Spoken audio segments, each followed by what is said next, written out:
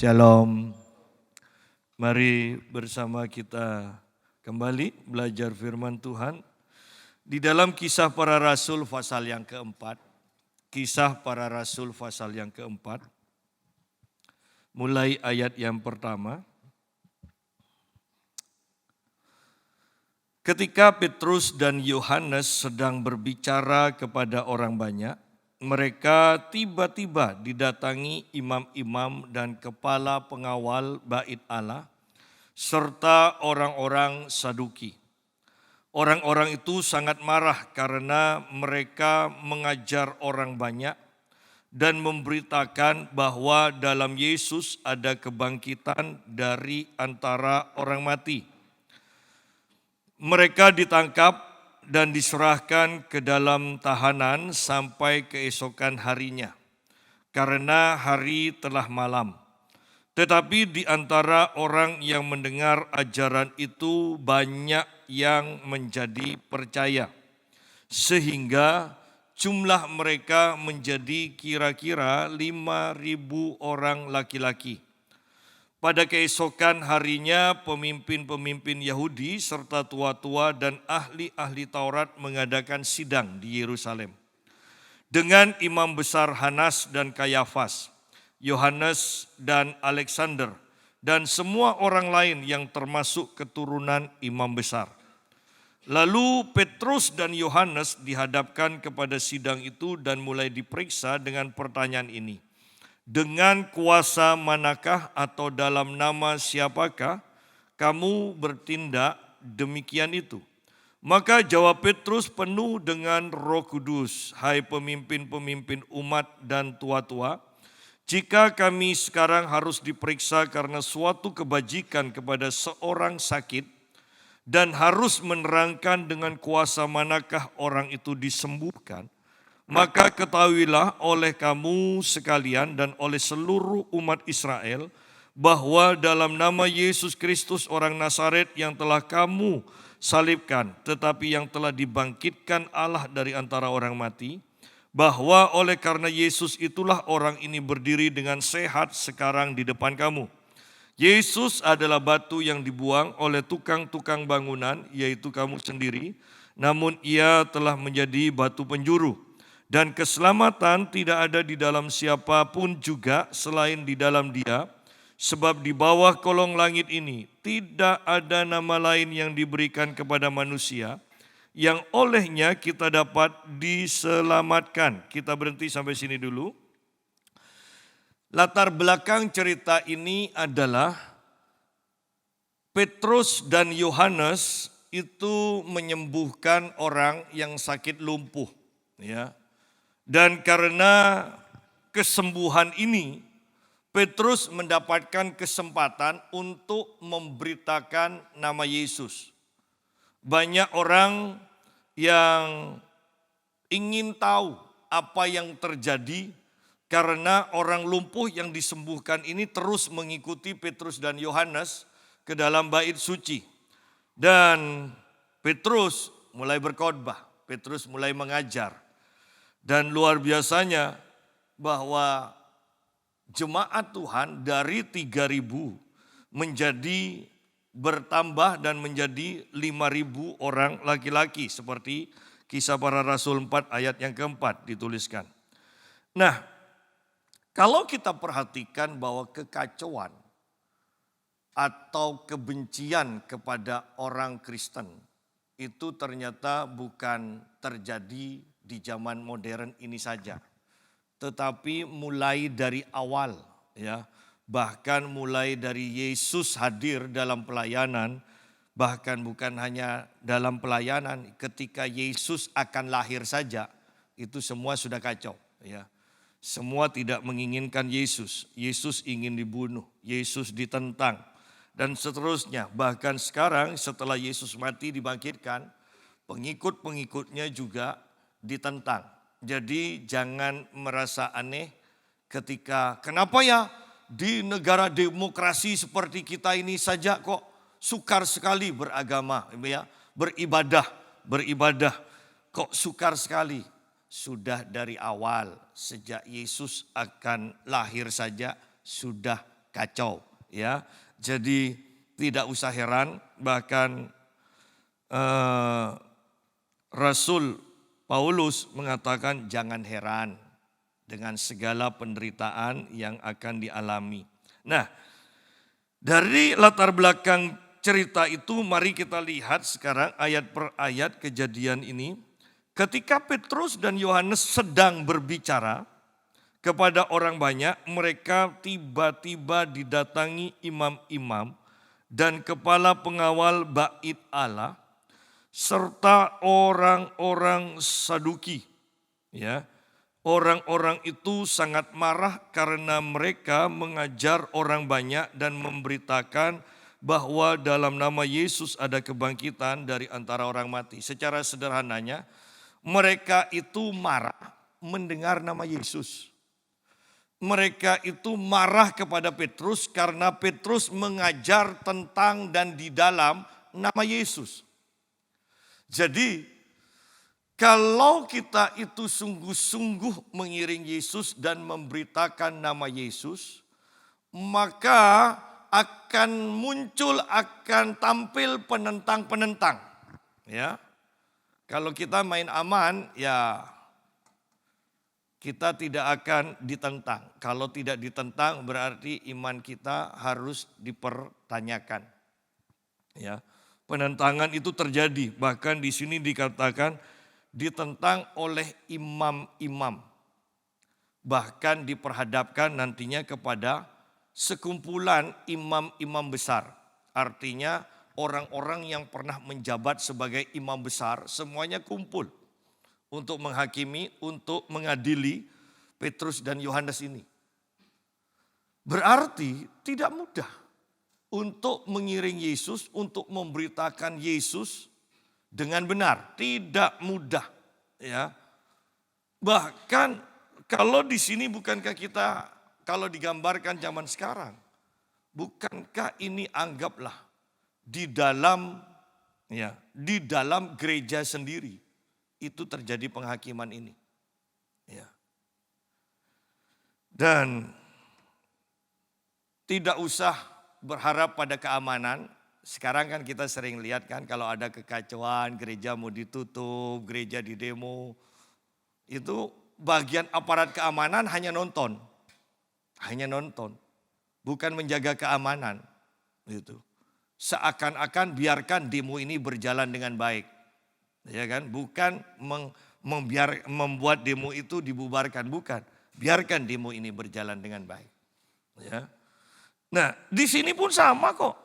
Didatangi imam-imam dan kepala pengawal bait Allah. Ini kan bagian keamanan. Ya. Serta orang-orang Saduki. Orang-orang Saduki ini adalah sekumpulan penganut agama Yahudi yang menentang dan tidak percaya akan adanya kebangkitan. Ya, tidak percaya dan menentang adanya kebangkitan. Sedangkan Petrus memberitakan di dalam Yesus ada kebangkitan. Petrus memberitakan Yesus sudah bangkit. Oleh karena itu agama lain mengatakan bahwa Yesus tidak disalibkan dan tidak mati serta dibangkitkan. Paulus katakan ini adalah yang terpenting bahwa Yesus disalibkan, mati, dikuburkan 3 hari kemudian bangkit. Itu yang terpenting dari iman kita. Setan tidak takut kalau Yesus tidak dibangkitkan. Ya. Setan tidak takut kalau Yesus tidak dibangkitkan. Oleh karena itu untuk menentang kebangkitan ini, setan menipu banyak orang dengan mengatakan Yesus tidak mati. Yesus itu digantikan oleh orang lain, ya. Lebih parah lagi, Yesus digantikan oleh Yudas di kayu salib, terus yang gantung diri di atas pohon itu siapa? Nah, ya. Padahal sejarah mencatat itu Yudas, ya. Jadi banyak penentangan, pokoknya seakan-akan berkata begini. Yang penting orang-orang tidak percaya Yesus itu bangkit. Itu aja. Ya. Sehingga ketika Petrus memberitakan tentang Yesus yang bangkit ini, maka terjadi heboh. Terjadi pertentangan ya terjadi kekacauan. Ayat yang kedua, perhatikan ayat ini sangat bagus. Orang-orang itu sangat marah karena mereka, Petrus dan Yohanes, mengajar orang banyak dan memberitakan bahwa dalam Yesus ada kebangkitan dari antara orang mati. Kalau disederhanakan, mereka marah karena Petrus mengajar di dalam nama Yesus. Coba di luar nama Yesus, tidak ada masalah kok. Tidak ada masalah. Coba Anda perhatikan di mana-mana yang ditentang itu selalu nama Yesus, kekristenan yang benar. Bahkan yang disebut gereja setan pun tidak pernah tuh. Gereja setan itu menyerang agama lain. Yang diserang itu pengikut Kristus. Yang diserang itu hanya pengikut Yesus loh. Tidak ada gereja setan yang katanya itu setan penguasanya menentang agama lain. Tidak ada. Bukankah dari sini saja kita bisa memperhatikan, wow, berarti hanya nama Yesus saja yang ditentang. Betapa berkuasanya nama Yesus ini. Kekristenan tanpa nama Yesus tidak ada. Tidak ada kuasa, tidak ada kehidupan, tidak ada apa-apanya. Ini hanya sekumpulan organisasi. Bahkan saya menekankan lagi. Kekristenan tanpa demonstrasi kuasa di dalam nama Yesus, maka itu akan menjadi organisasi saja, bukan organisme. Ya. Orang-orang itu sangat marah karena mereka mengajar, karena Petrus dan Yohanes mengajar orang banyak dan memberitakan bahwa dalam Yesus ada kebangkitan dari antara orang mati. Dan hanya di dalam Yesus saja dan hanya Yesus saja yang memberikan contoh tentang kebangkitan. Ya. Orang-orang atau agama lain mungkin mengajarkan tentang, oh ada kebangkitan, nanti kita harus mempertanggungjawabkan. Ya kan? Apa yang kita lakukan? Contohnya siapa yang sudah bangkit dan mempertanggungjawabkan semua tindakannya? Contohnya siapa? Hanya Yesus yang sudah bangkit. Hanya Yesus yang mempersembahkan darahnya ke tahta Allah Bapa. Hanya Yesus saja contohnya. Tidak ada contoh lain. Nah, hanya Yesus dan hanya di dalam Yesus ada kebangkitan dari antara orang mati. Ya. Kemudian ayat 3 mengatakan mereka ditangkap dan diserahkan ke dalam tahanan sampai keesokan harinya karena hari telah malam. Jadi jangan heran ketika kita sungguh-sungguh dengan Tuhan kemudian kita dimasukkan ke dalam penjara. Ya, yang penting masuk penjara bukan karena nipu orang, bukan karena membunuh, bukan karena selingkuh dan sebagainya. Tetapi di antara orang yang mendengar ajaran itu banyak yang menjadi percaya sehingga jumlah mereka menjadi kira-kira 5.000 orang laki-laki. Kalau kita perhatikan, orang menjadi percaya bukan hanya dengan pengajaran saja, tetapi dengan demonstrasi kuasa di dalam nama Yesus. Ayat-ayat sebelumnya mengatakan begini, Kisah Para Rasul pasal 3 ayat yang ke-11. Lihat ini. Karena orang itu, orang lumpuh yang disembuhkan itu, tetap mengikuti Petrus dan Yohanes, maka seluruh orang banyak yang sangat keheranan itu datang mengerumuni mereka di serambi yang disebut Serambi Salomo. Ya.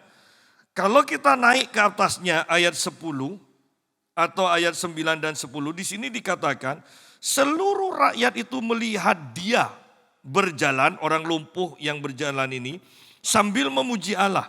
Lalu mereka orang-orang banyak mengenal dia sebagai orang yang biasanya duduk meminta sedekah di gerbang indah bait Allah, sehingga mereka takjub dan tercengang tentang apa yang telah terjadi padanya. Lalu kita melihat dampaknya adalah ayat yang ke-14 dari pasal 4. Tetapi karena mereka melihat orang yang disembuhkan itu berdiri di samping kedua rasul itu, mereka tidak dapat mengatakan apa-apa untuk membantahnya. Ini para imam dan sebagainya. Lihat bahwa orang-orang percaya dan ditambahkan dari 3.000 menjadi 5.000 orang laki-laki. Ya.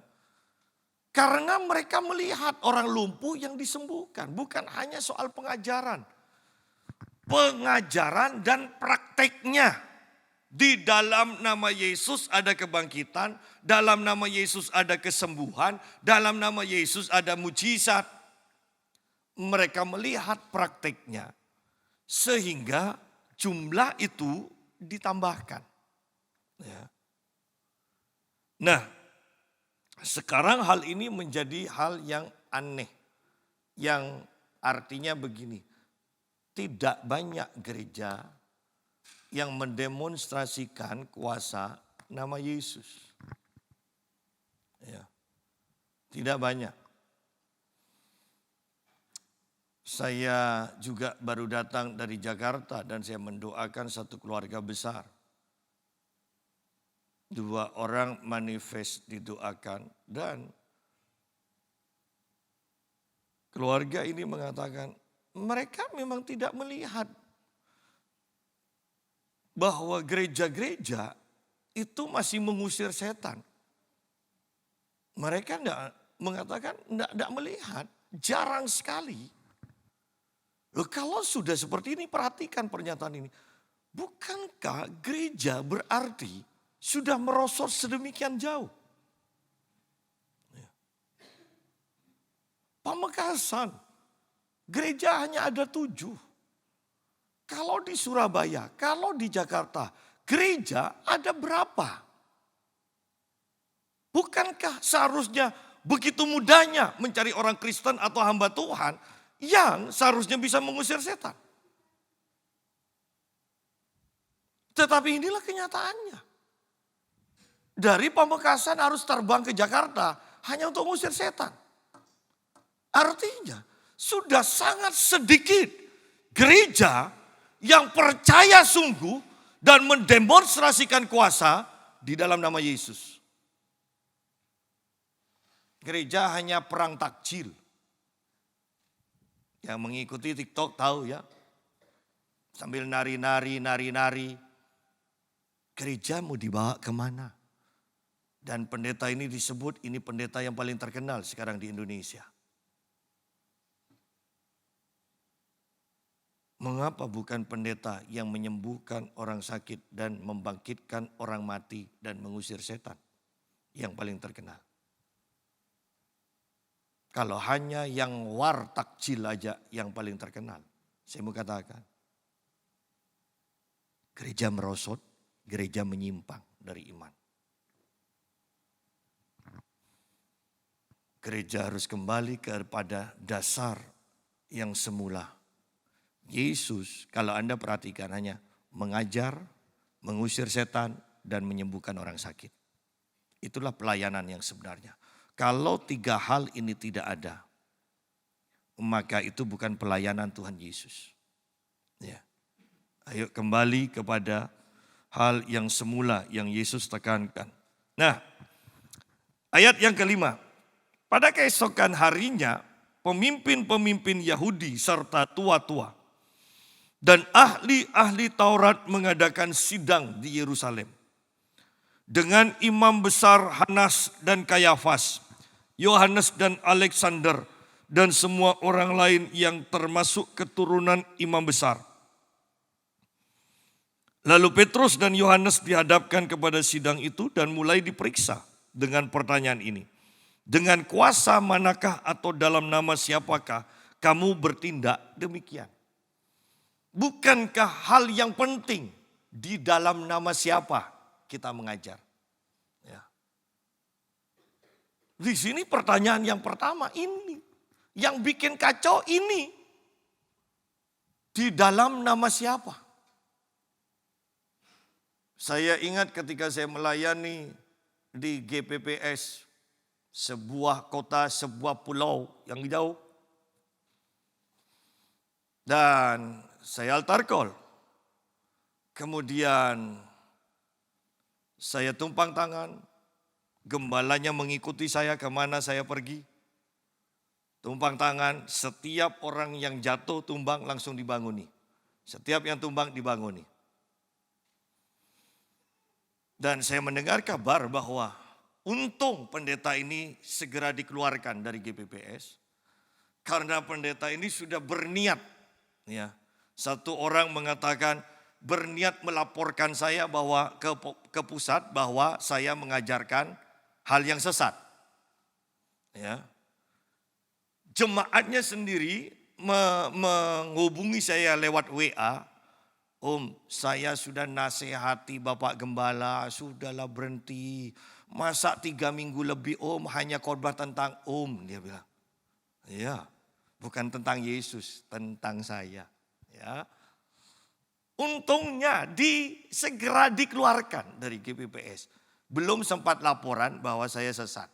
Ya. Tetapi satu jemaat juga berkata begini setelah saya melayani di gereja itu. Ketika saya salaman, Om, saya kalau ingin saya senang ibadah seperti ini. Kalau saya ingin menikmati ibadah seperti ini, Om, saya pergi ke Betani, Om. Tapi saya tetap jemaat di tempat ini. Anda lihat bahwa banyak gereja. Tetapi yang diberitakan apa dan di dalam siapa?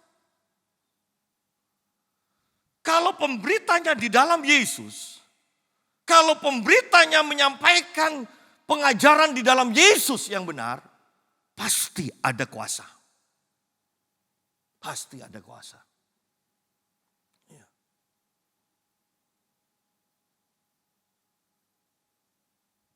Dan sekarang banyak pengajaran. Bahkan di dalam GPPS pun. Seperti yang pernah saya katakan. Banyak yang sudah tidak percaya bahasa roh. Kalau sudah tidak percaya bahasa roh. Artinya.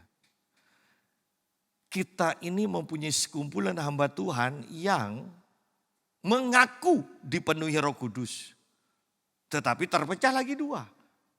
Dipenuhi Roh Kudus dengan tanda-tanda berbahasa roh. Dan dipenuhi Roh Kudus yang tidak mengakui harus berbahasa roh. Lalu bagaimana? Paling gampang, ayo demonstrasi kuasa aja. Ya kan? Saya selalu mengatakan begini sebagai contoh. Sekarang orang untuk naik jabatan harus diklat. Di gereja mau denominasi apapun termasuk GPPS harus diklat. Pakai teori. Undang-undang ini tertulis apa ya ART ini. Seharusnya kan gampang kan cari orang sakit. Doakan kalau sembuh naik jabatan. Kalau tidak sembuh ya tetap. Kan gitu aja kan. Seharusnya kan cari orang yang kerasukan. Suruh usir setannya. Kalau tidak keluar setannya tidak naik jabatan. Kan gitu aja kan. Loh apa gunanya kita punya teori-teori. Ada kuasa dalam nama Yesus. Amin. Tapi mari kita usir ini setan yang sudah merasuki anak ini selama 15 tahun. Bukan karunia saya Pak Yusa. Karunia saya nubuat. Nah. Ini kan, ini yang terjadi loh. Kita harus jujur, ini loh gereja kebanyakan sekarang. Ya. Sudahlah kalau suruh nubuat, adu panjang nubuatannya. Ya. Walaupun tidak terjadi pokoknya adu panjang. Ya. Suruh ngusir setan bukan karunia saya. Ya. Yuk kita lihat kembali. Dengan kuasa manakah atau dalam nama siapakah kamu bertindak demikian? Maka jawab Petrus penuh dengan Roh Kudus. Hai pemimpin-pemimpin umat dan tua-tua, jika kami sekarang harus diperiksa karena suatu kebajikan kepada seorang sakit. Loh, bayangkan orang melakukan kebaikan saja harus dibawa ke pengadilan. Ya, bayangkan ini. Beberapa hamba Tuhan itu pernah mengalami seperti itu. Ya, karena ada beberapa negara yang untuk menyembuhkan orang sakit itu harus orang itu mempunyai lisensi dokter yang diakui. Jadi walaupun di KKR itu ada orang sakit disembuhkan, kalau bukan dokter, ya itu bisa diadili menyembuhkan orang sakit tanpa izin. Ya. Dan beberapa hamba Tuhan mengalami hal yang seperti ini. Harus ke pengadilan, harus ditahan. Walaupun hanya beberapa malam, tapi akhirnya dibebaskan juga. Karena bukan warga negaranya. Mereka tidak berani menghukum sembarangan. Ya.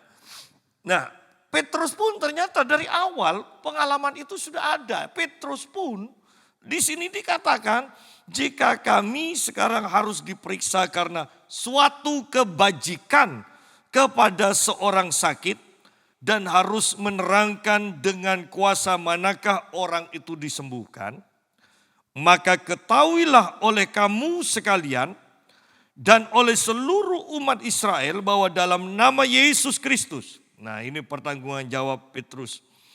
Dalam nama Yesus Kristus orang Nazaret yang telah kamu salibkan.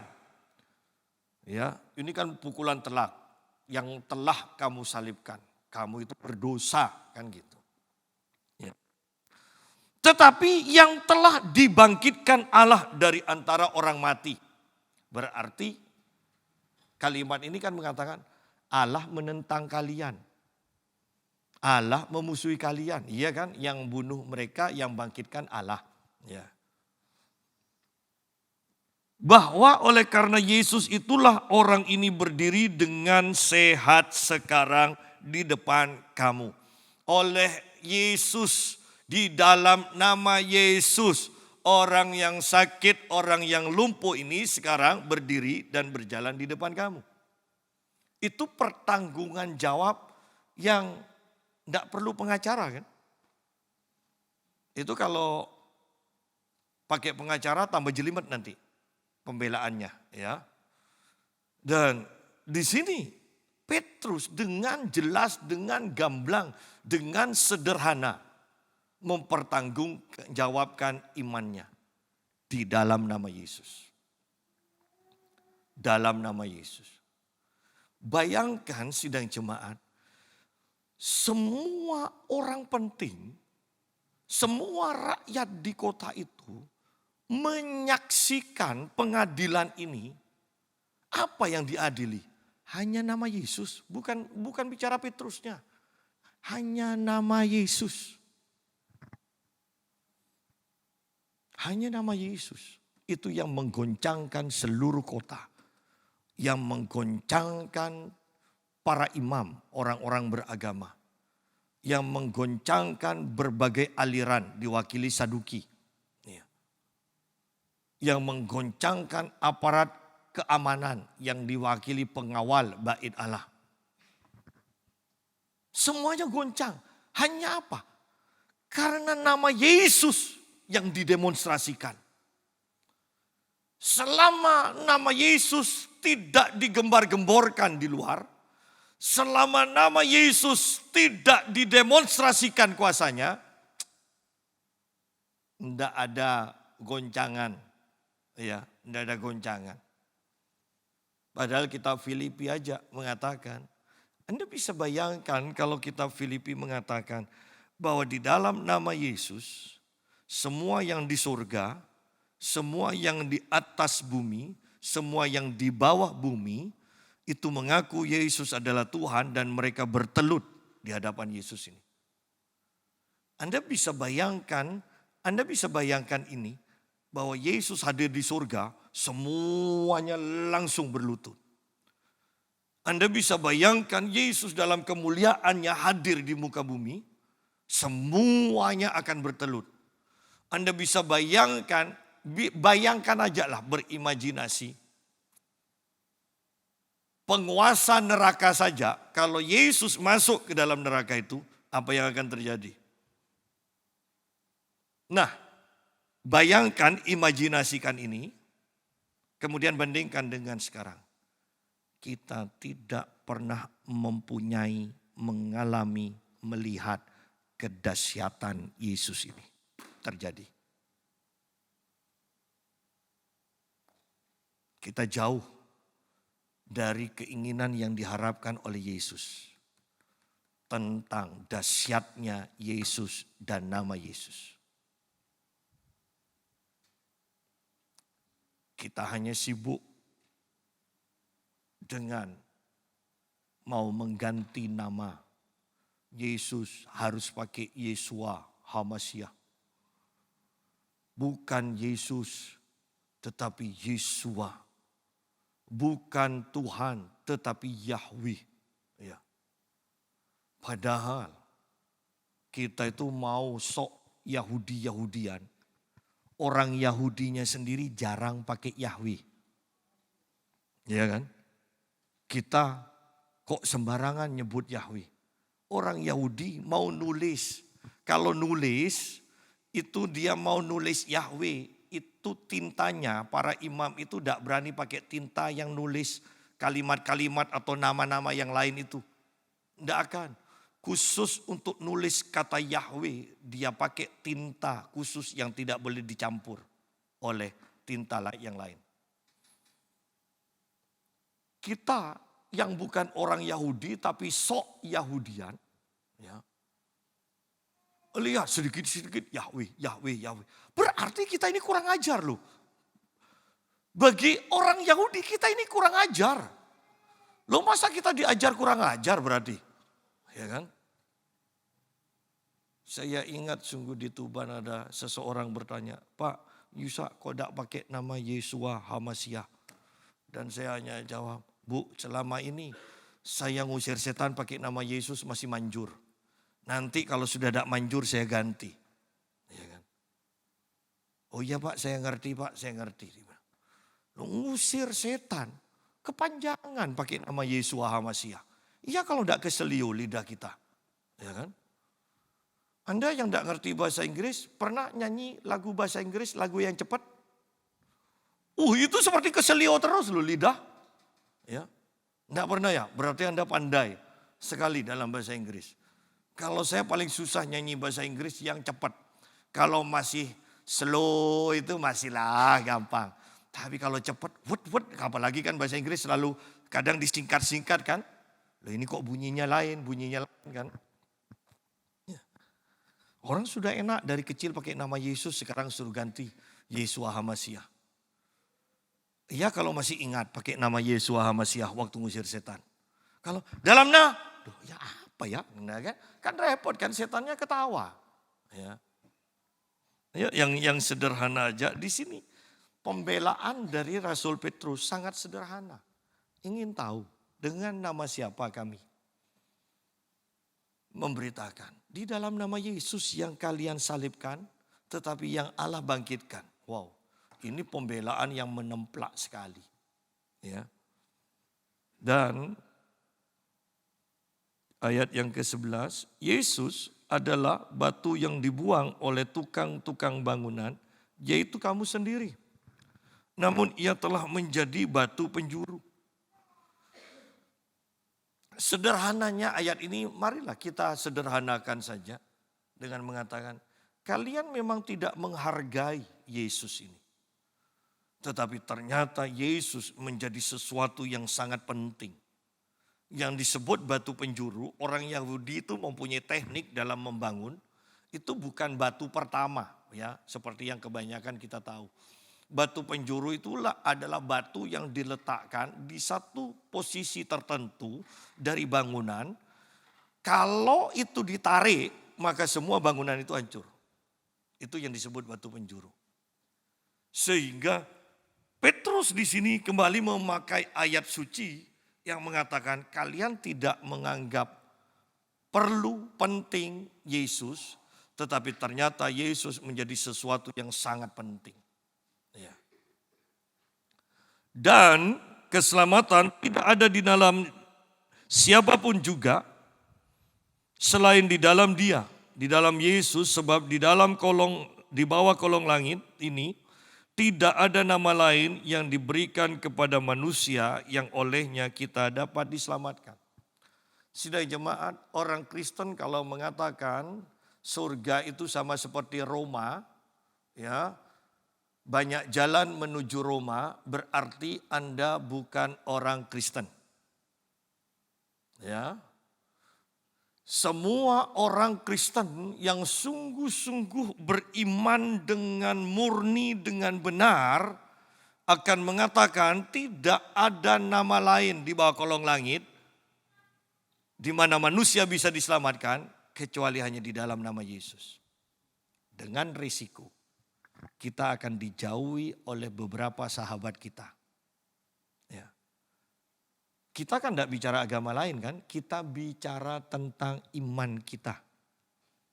Itu tidak salah. Kita tidak mengatakan agama lain sesat pasti masuk neraka. Tidak, itu urusan mereka.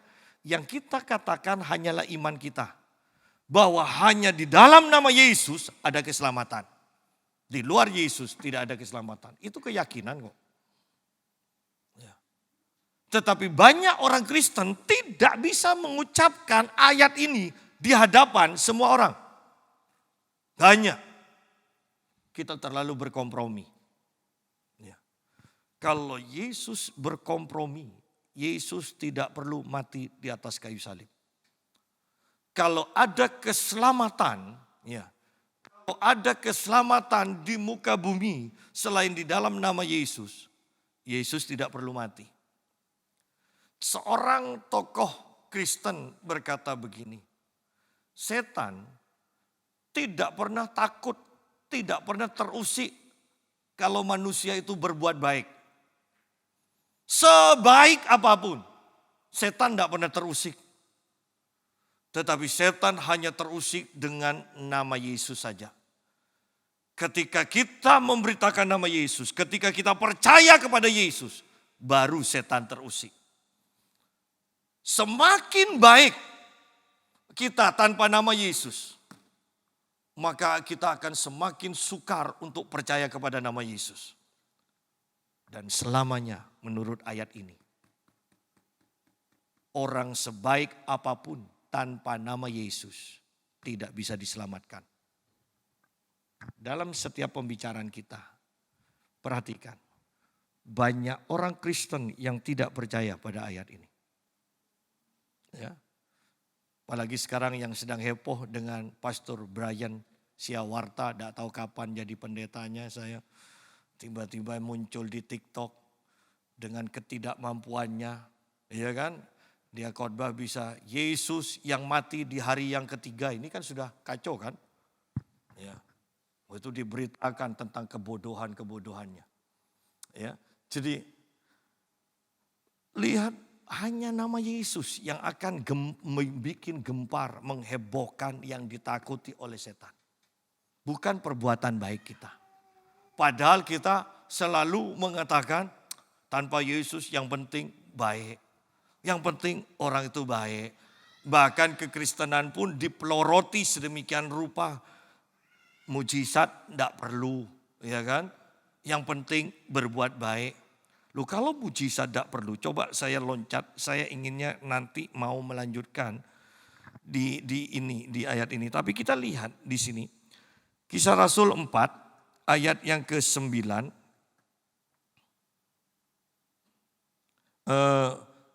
Kita loncat, bukan 29, ayat yang ke-30-nya.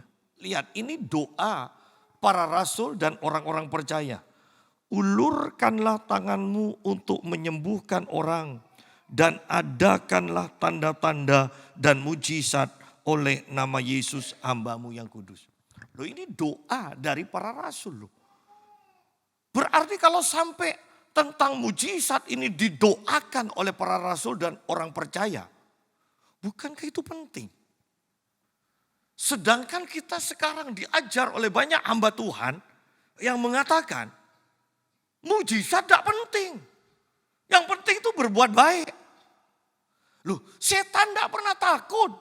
Anda jarang sekali kan mengatakan, nih aku kasih kamu, ya kasih kamu 2 juta di dalam nama Tuhan Yesus. Pernah Anda?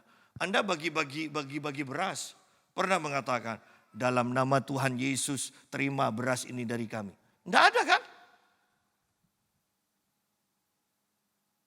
Perbuatan baik tanpa nama Yesus tidak akan pernah menggoncangkan.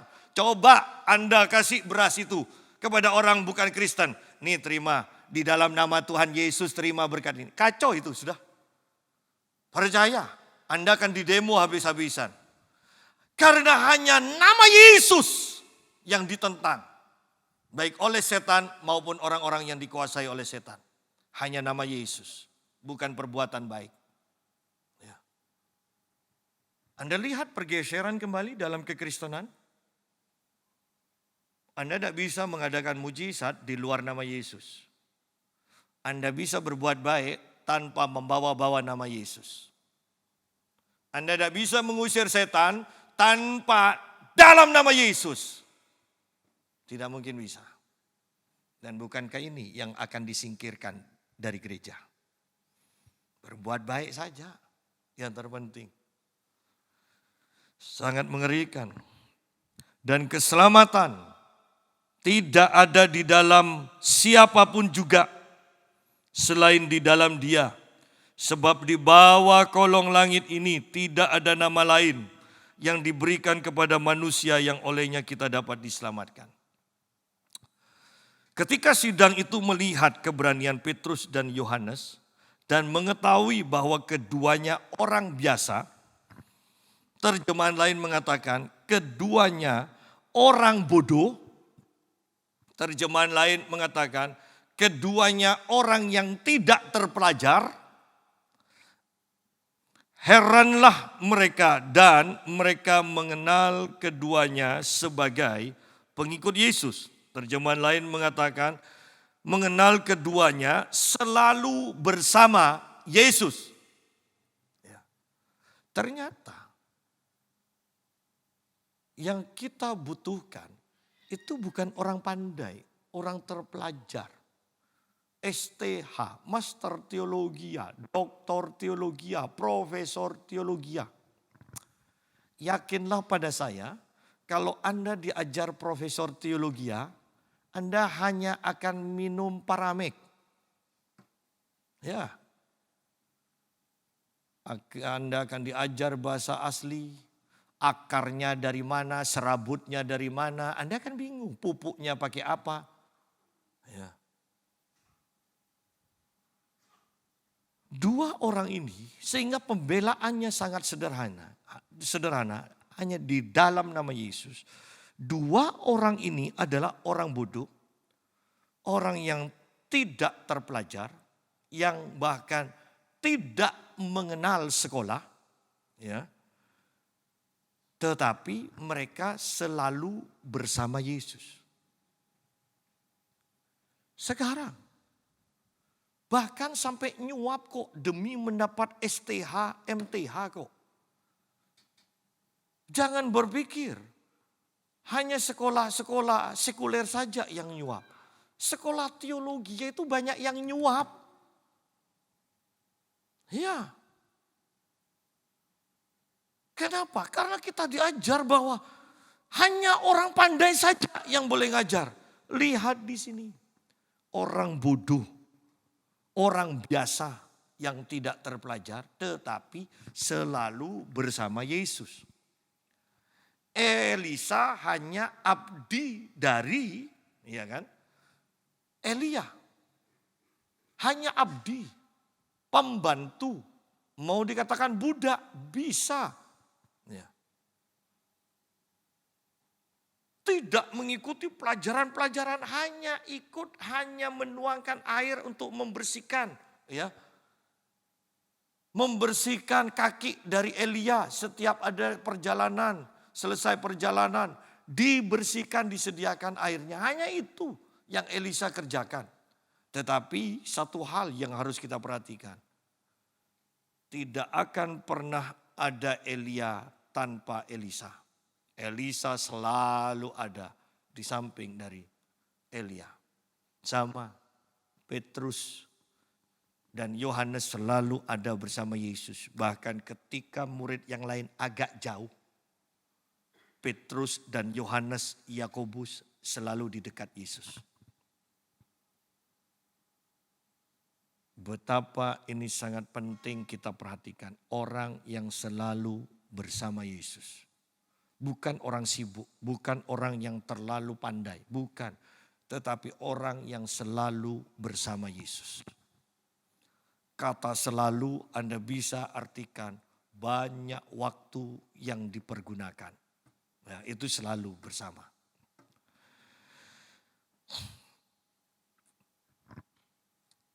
Nah, perbantahan terjadi, ayat 14 dikatakan, tetapi karena mereka melihat orang yang disembuhkan itu berdiri di samping kedua rasul itu, mereka para imam dan antek-anteknya tidak dapat mengatakan apa-apa untuk membantahnya. Ada bukti. Ada bukti.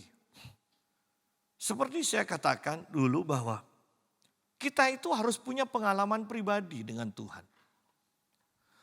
Kalau kita pernah sakit yang dokter tidak bisa sembuhkan dan kemudian kita didoakan atau kita berdoa dalam nama Yesus dan Tuhan sembuhkan kita, maka Anda mendengarkan pengajaran dari hamba-hamba Tuhan sepandai apapun data-data yang diungkapkan itu sangat terperinci, alasan-alasannya kuat yang mengatakan Tuhan tidak menyembuhkan lagi sekarang karena sudah ada dokter. Anda tidak akan pernah percaya kepada pengajaran ini. Kenapa? Buktinya saya sendiri, saya ngalami Tuhan menyembuhkan saya. Dokter sudah mengatakan tidak bisa disembuhkan, saya ternyata disembuhkan oleh Tuhan. Betapa pentingnya pengalaman pribadi ini dengan Tuhan. Nah, di sini ketika Petrus dituduh segala macam ini, buktinya sederhana, ya, pembelanya sederhana. Ini loh buktinya ada orang. Orangnya yang disembuhkan. Ya. Ini bukan tipu-tipu. Ya kan? Ada bukti. Begitu sederhananya. Iman itu selalu sederhana. Ya. Tidak perlu dijelaskan berbagai macam. Kan sidang ini kalau dijelaskan berbagai macam kan bisa panjang kan? Tetapi lihat, hanya di dalam nama Yesus, kemudian saya tidak menipu, ini buktinya ada di sampingnya. Bahwa orang ini memang lumpuh dan disembuhkan. Mau minta bukti lagi, panggil seluruh orang di kota itu. Ya kan? Ayat 15, dan setelah mereka menyuruh rasul-rasul itu meninggalkan ruang sidang, jangan sampai didengarkan perundingan, berundinglah mereka. Dan berkata, tindakan apakah yang harus kita ambil terhadap orang-orang ini? Sebab telah nyata kepada semua penduduk Yerusalem bahwa mereka telah mengadakan suatu mujizat yang menyolok. Dan kita tidak dapat menyangkalnya. Tetapi supaya hal itu jangan makin luas tersiar di antara orang banyak, baiklah kita mengancam dan melarang mereka supaya mereka jangan berbicara lagi dengan siapapun dalam nama itu. Jadi lihat di sini, mereka tahu kunci dari mujizat itu pengajaran di dalam nama Yesus. Artinya sederhananya, mereka ini berunding kan seakan-akan mau katakan, sudahlah. Bebaskan orang ini, Petrus dan Yohanes untuk melakukan apa aja. Pokoknya jangan sampai mengajar di dalam nama Yesus. Ya kan? Bukan mujizatnya yang ditentang. Mereka tidak mengatakan kamu tidak boleh mengadakan mujizat lagi. Enggak. Kamu tidak boleh mengajar di dalam nama Yesus lagi. Kenapa? Kalau mengajar di dalam nama Yesus pasti ada mujizat. Pasti ada demonstrasi kuasa. Itu nama Yesus. Sehingga mereka mengatakan, ayo larang aja mereka memakai nama Yesus. Lihat di sini. Kalau sampai mereka dilarang dan mereka taat akan larangan ini, selesai sudah kekristenan. Sama kok. Ketika orang-orang Kristen apalagi pendetanya mengatakan di luar Yesus ada keselamatan, selesai sudah kekristenan. Selesai. Untuk apa? Harus Kristen. Kalau di luar Kristen masih ada keselamatan. Untuk apa? Betapa berdosanya pendeta-pendeta yang mengajarkan seperti itu. Betapa berdosanya orang-orang Kristen yang mengatakan yang penting baik, banyak jalan menuju Roma. Itu Roma, bukan surga. Surga hanya satu jalan, yaitu di dalam nama Tuhan Yesus. Itu aja. Nama jalannya Yesus.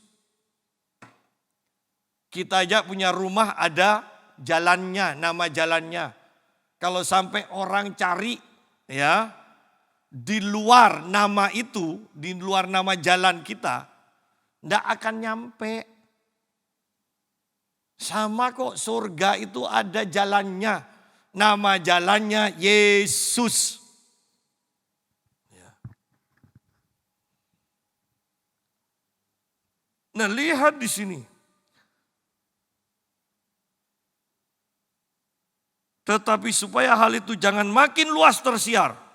Karena kalau nama Yesus diberitakan pasti akan semakin luas tersiar. Di antara orang banyak baiklah kita mengancam. Kita mengancam. Kita melarang mereka. Supaya mereka jangan berbicara lagi dengan siapapun dalam nama itu. Singkirkan nama Yesus, maka gereja tidak punya kuasa. Singkirkan nama Yesus, maka gereja duduk sama tinggi, ya duduk juga berdiri sama tinggi, duduk sama rendah bersama agama yang lain. Tidak ada bedanya. Semua agama sama. Ya, semua agama sama. Yang membedakan nama. Agama Islam yang membedakan dengan yang lain. Karena nama kan Muhammad. Kristen sama juga. Yang membedakan nama Yesus. Nama Yesus. Jangan berkompromi dengan mengatakan ada keselamatan di luar nama Yesus. Yang penting baik.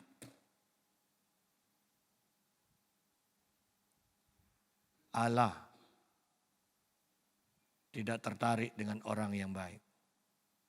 Allah hanya tertarik kepada Yesus yang ada di dalam kita. Ya. Hanya itu saja. Betapa banyak orang-orang Kristen yang membanggakan kebaikannya. Saya walaupun tidak ke gereja, tidak sering-sering ke gereja, tapi lebih baik daripada si A.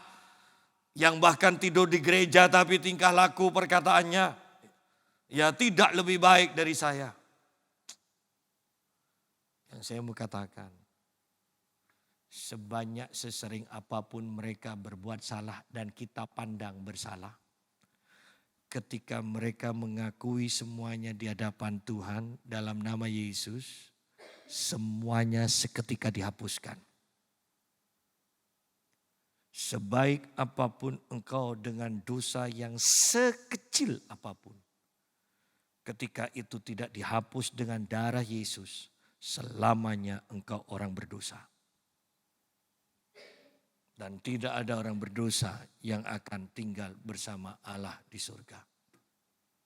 Ya.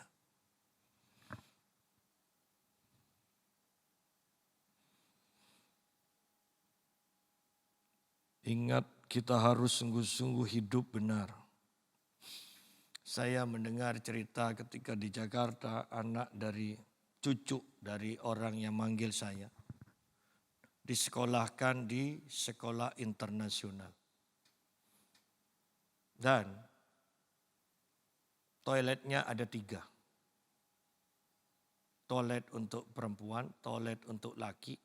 Kemudian dikatakan karena kurang banyak, dengan alasan kurang banyak, dibuat toilet di lokasi yang ketiga. Disebut toilet umum. Artinya laki bisa masuk sana, perempuan masuk sana juga. Artinya apa? Internasional mengakui, mengajarkan walaupun tidak terang-terangan tentang LGBT. Padahal banyak dari kita bangga ya anaknya disekolahkan di sekolah internasional. Tetapi dari sekolah itu gerakan LGBT itu diperkenalkan. Dan pengakuan dari orang tuanya mengatakan anak saya yang sekolah internasional ini tidak pernah mempunyai perasaan aneh dengan gerakan LGBT. Itu hal yang biasa bagi dia. Anda ngerti bahayanya sekarang? Betapa pentingnya iman di dalam Yesus ini sungguh-sungguh diajarkan. Memangnya LGBT tidak baik orang-orangnya. Tetapi kenapa Tuhan menentang? Hanya hidup baru di dalam Yesus Kristus saja yang akan Tuhan terima. Ayat yang ke-18. Dan setelah keduanya disuruh masuk. Sudah berunding, sekarang Petrus dan Yohanes disuruh masuk. Mau disidang lagi. Mereka diperintahkan supaya sama sekali jangan berbicara atau mengajar lagi dalam nama Yesus. Wow. Anda lihat penekanannya. Sama sekali. Bukan tangi loh ya. Demi toleransi, demi keamanan. Ya jangan terang-terangan lah. Bukan jangan terang-terangan. Sama sekali. Dilarang menyebut, mengajar di dalam nama Yesus. Wow. Betapa hebatnya nama Yesus. Oh, kita lihat di sini saja. Hebat sekali. Sampai nama Yesus ini harus dibawa ke dalam sidang yang dihadiri ya pemuka agama, seluruh rakyat, keamanan, ya, semuanya. Betapa luar biasanya. Ayat 19, tetapi Petrus dan Yohanes menjawab mereka, silakan kamu putuskan sendiri. Manakah yang benar di hadapan Allah? Jadi ketika kita berbicara kebenaran, yang terpenting itu kebenaran di hadapan Allah, bukan kebenaran di hadapan manusia. Ya. Apakah penting kebenaran di hadapan manusia? Iya. Tetapi kalau sudah diperhadapkan dengan kebenaran Allah, kebenaran manusia, kebenaran negara harus tunduk kepada kebenaran Allah. Ya. Silahkan kamu putuskan sendiri manakah yang benar di hadapan Allah. Taat kepada kamu atau taat kepada Allah. Sebab tidak mungkin bagi kami untuk tidak berkata-kata tentang apa yang telah kami lihat dan yang telah kami dengar. Mereka semakin keras mengancam rasul-rasul itu, tetapi akhirnya melepaskan mereka juga. Sebab sidang tidak melihat jalan untuk menghukum mereka, karena takut akan orang banyak yang memuliakan nama Allah berhubung dengan apa yang telah terjadi. Sebab orang yang disembuhkan oleh mujizat itu sudah lebih dari 40 tahun umurnya. Sidang jemaat. Bukankah gereja juga ditentang oleh banyak halayak? Bagaimana supaya kita bisa melawan tantangan-tantangan ini? Ayo lakukan mujizat dan biarkan bukti ini yang menjadi pembelaan. Orang-orang yang sudah menerima kebaikan, kedahsyatan nama Yesus ini, mereka juga yang akan menjadi anggaplah penolong, ya kan? yang membuat kita tidak bisa diapa-apakan. Kenapa? Di sini dikatakan sidang itu takut pada orang banyak. Kalau saya ingat mantan guru saya almarhum, ya Bapak Jayusman, dia berkata begini, kalau masa tidak bisa kita lawan sendiri. Masa harus dilawan dengan masa juga. Ya, dia kan tentara, jadi ngerti hal itu. Ya.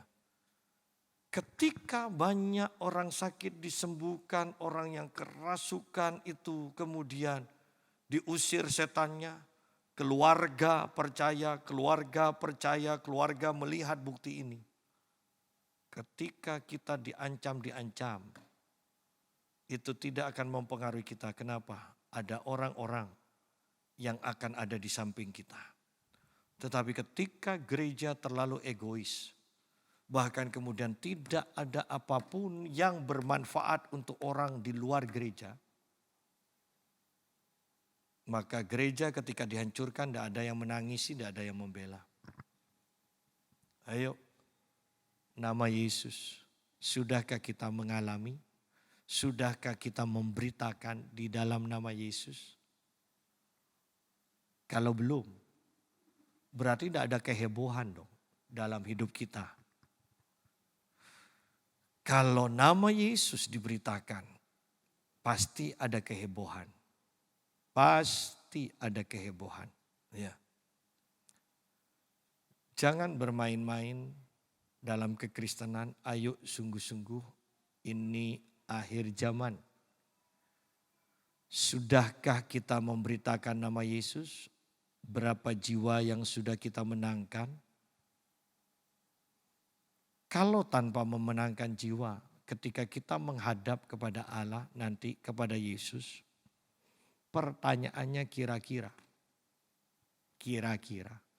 apa sih yang akan ditanyakan oleh Yesus? Yang pasti kita tahu Yesus mati demi jiwa-jiwa.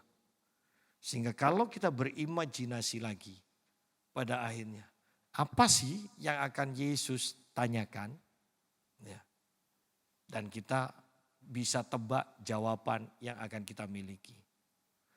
Berapa jiwa yang sudah kita menangkan, yang sudah kita pulihkan. Dan hal ini hanya bisa terjadi ketika kita selalu bersama Yesus, memberitakan nama Yesus, mengadakan mujizat di dalam nama Tuhan Yesus.